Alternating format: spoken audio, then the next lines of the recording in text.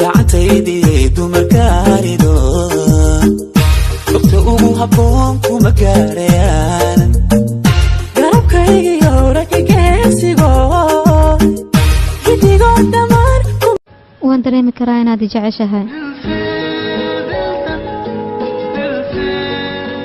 ها جعل وانكوها لكنse waa jacayl saaxiibtinimo kaliya hay adigana waxa baranaysaa sida gabdhaha loo qurxiyaa aniga af ingiriis aan baranayo waxaan ku weydiinaa buntul maxaa Soomaali lagu dhahaan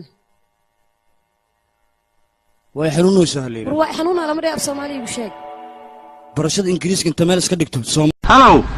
war xagaa joogtaa maanigu naas samada guudkeedan joognaa maxaadna weydiinaysaa war waxa ka reebiga war baa ilbaxay horta reebiga ka baaayba yaa ilbaxay horta reebiga ka baaayba oo